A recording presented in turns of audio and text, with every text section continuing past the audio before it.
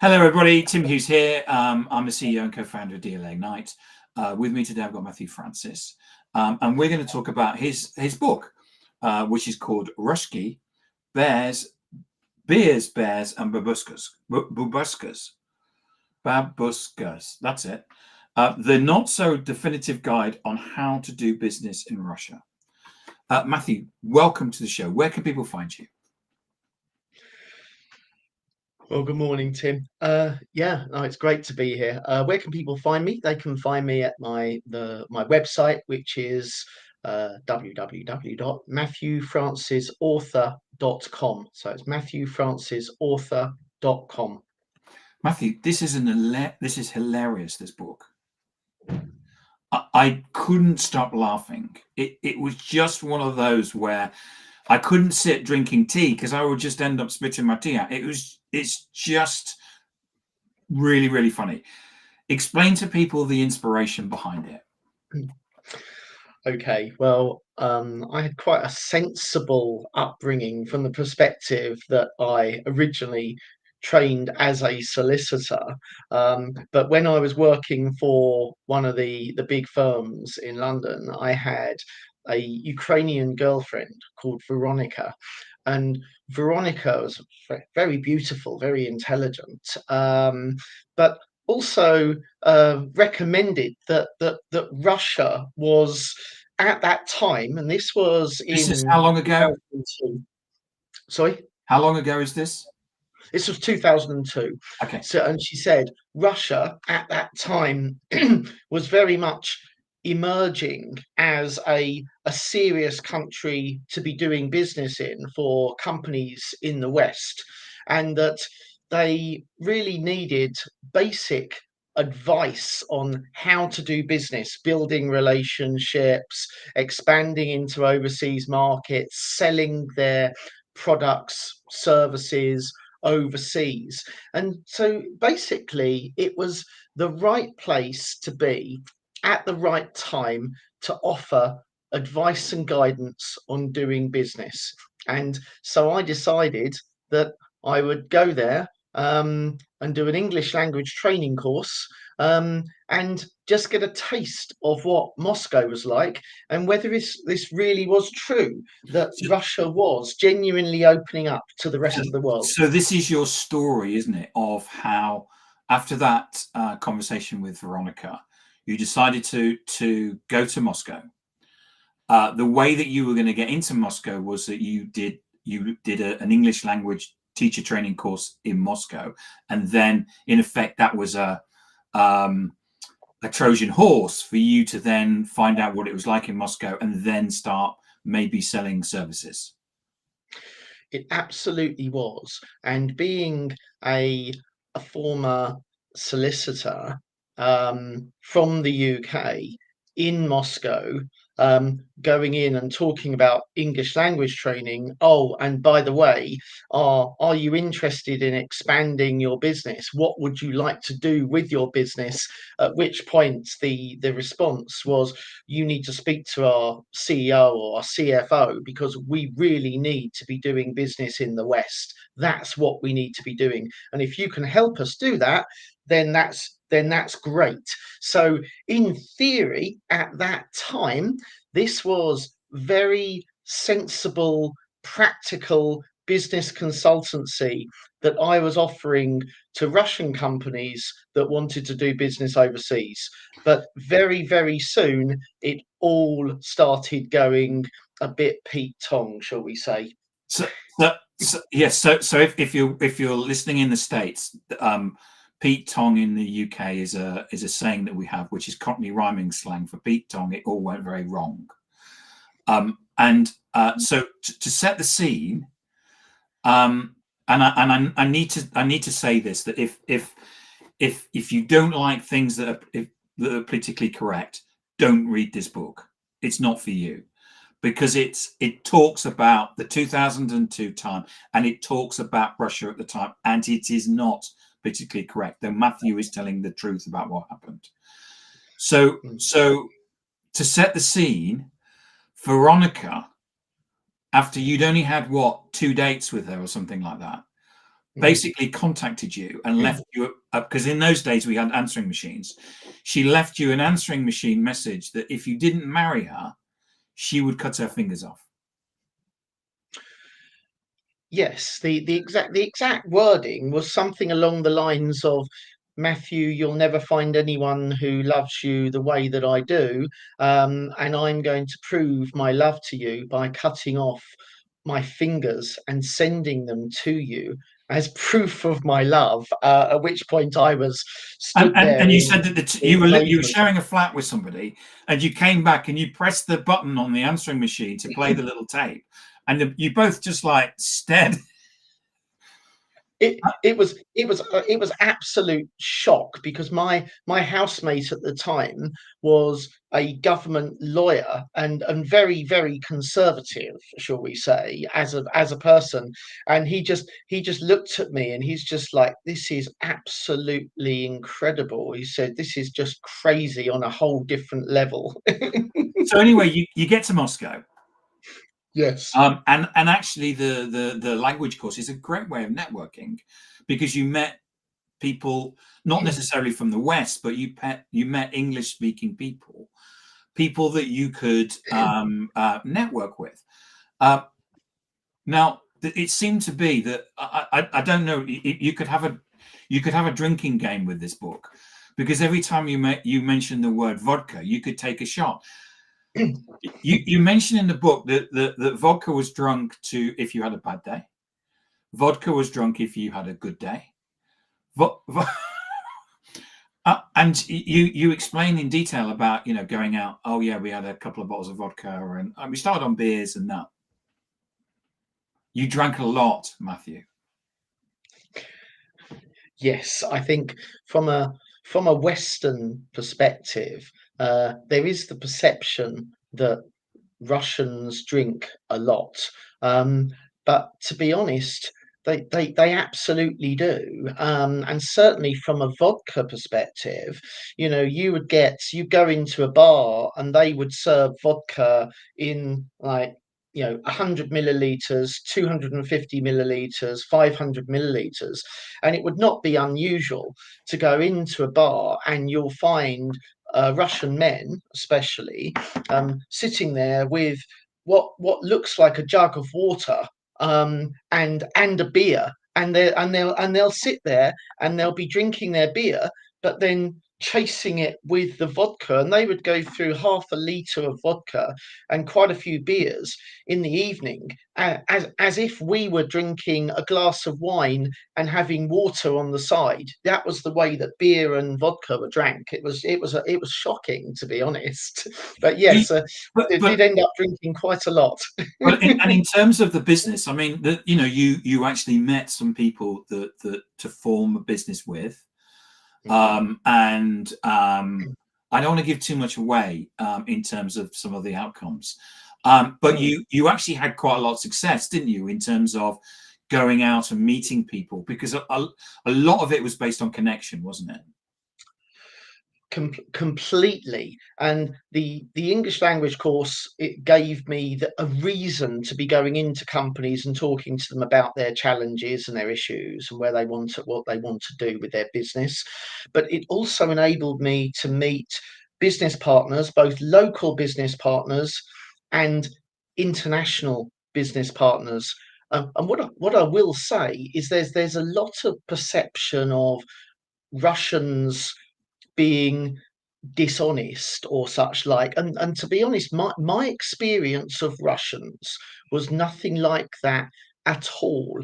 Yes, they drank quite a bit, but the most dishonest person that I met out there was a business advisor who used to work for one of the big accountancy firms, and was from Zimbabwe, and he was the most dishonest person, and stole quite a lot of money from me. So he was more dishonest than any of the Russians. So yeah, But there was a lot of it was based on connection, wasn't it? And it was about, so it wasn't absolutely. like what you did when you got there was that you cold called everybody. It was more about you networked and you went to certain events, and you knew that also if you went to certain bars, there would be a particular type of person at the bar, and um, and I think one of the things that you also found was that you needed to learn the language a bit, didn't you?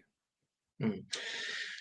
Yes, I mean, picking up on the bar's perspective, what I found that there was quite a big expatriate community out there, and certainly taking an example, Silver's Irish Bar in the centre of Moscow, um, you would find, yes, there would be a lot of Englishmen, Irishmen, South Africans, people from the English speaking world in that bar.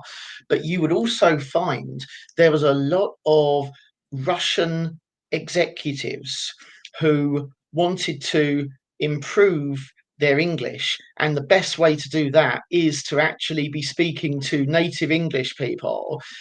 So they would come into the bar, and it was almost like a hotbed of Westerners, but also Russians who were keen to improve their English, who were usually very senior within Russian companies and interested in doing business in the West. So it was networking to the extreme. I suppose the way that you would know you used to be able to do networking in the UK back in the 80s, walking into a bar and getting talking to people about their problems, and off the back of that doing business with them. And that was very much the way that expatriate bars like Silver's was in Moscow between 2002 and 2010, I would say.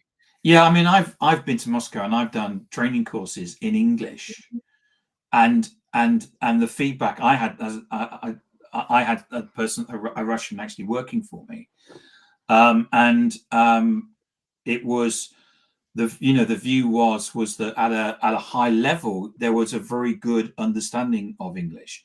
The next level down, you might not actually get that, but certainly at the top level, certainly the feedback that I was giving, I work for an American company, was that Mhm. you could do business in Moscow in English. No question at all.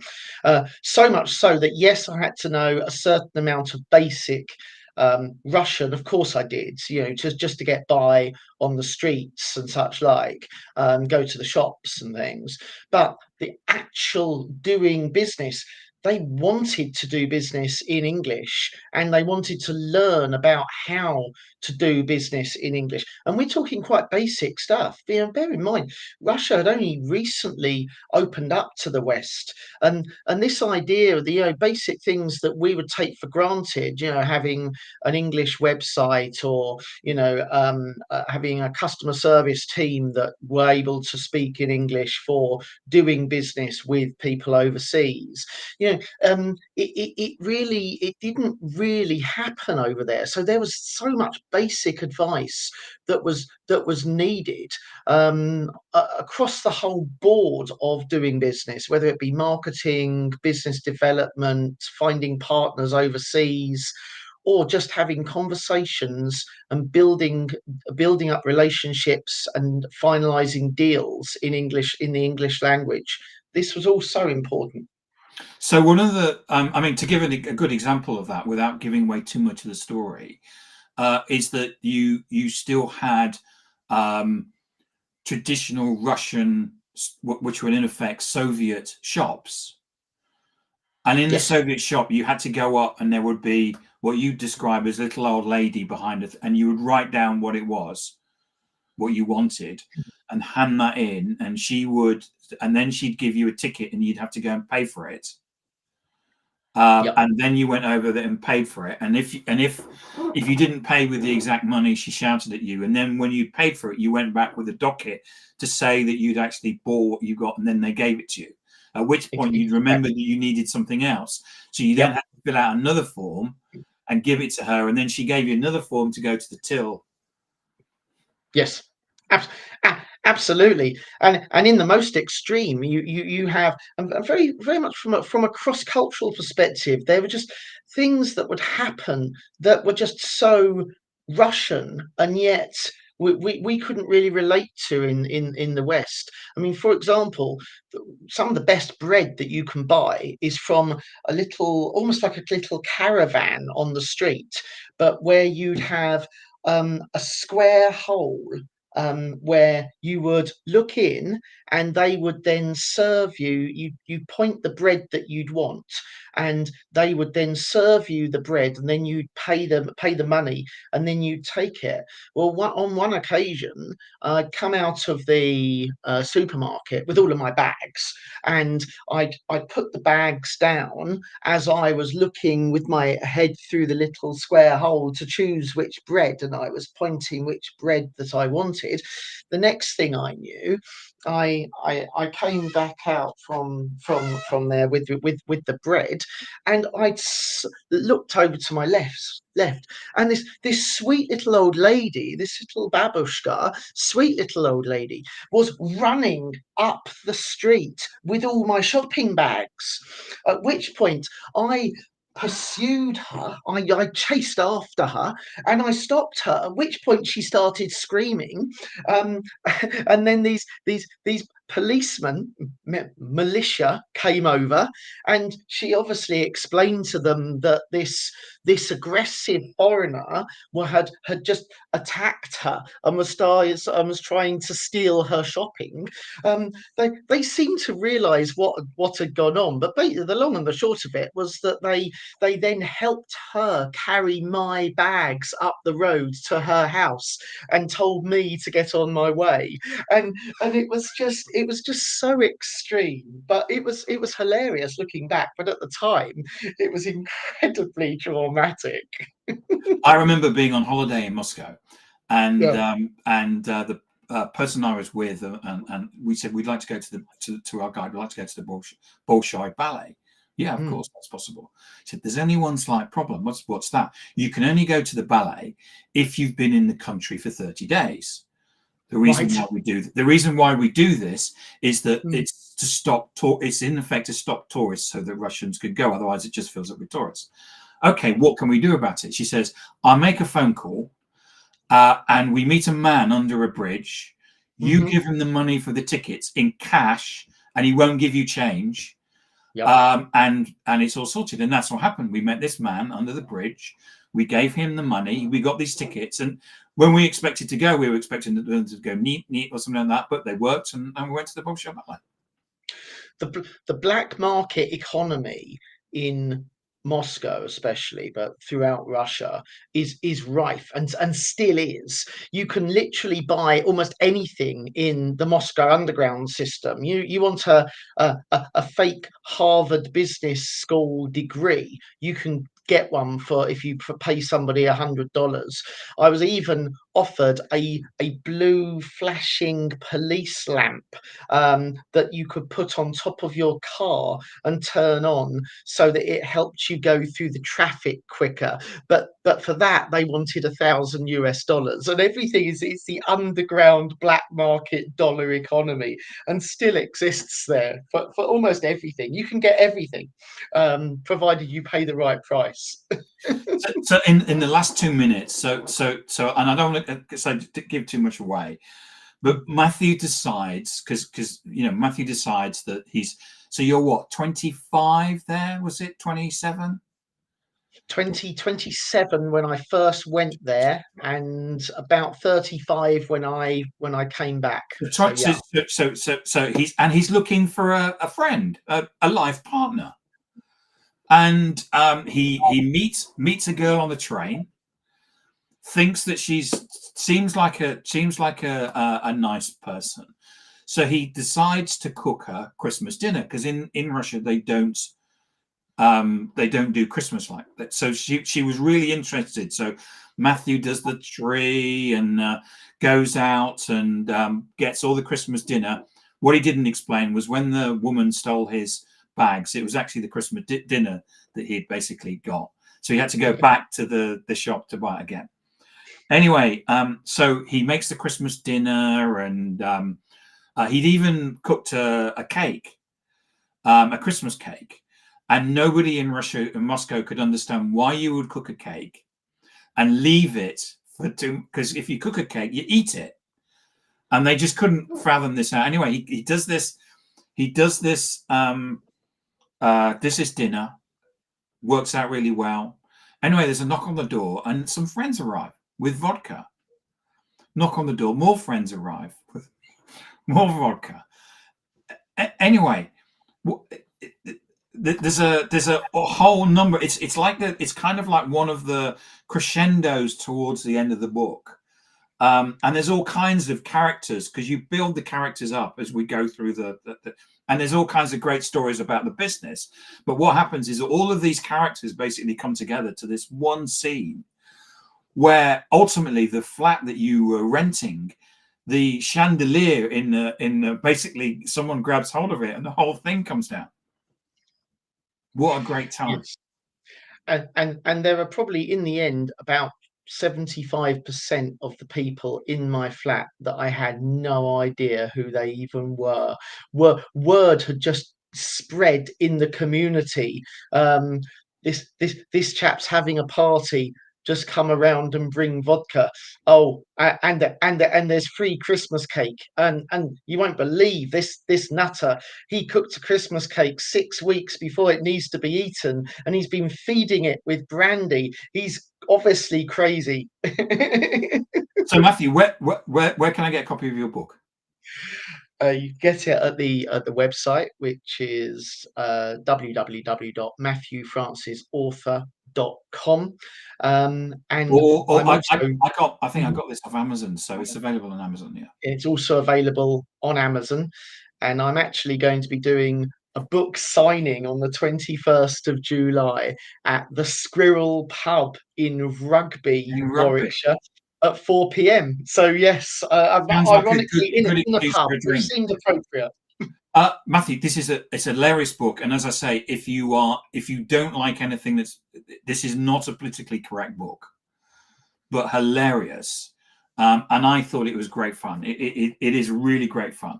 And we can get you on, so we can get the book from Amazon. We can get you on LinkedIn, can't we? Yes, you can. Absolutely. Matthew, thank you so much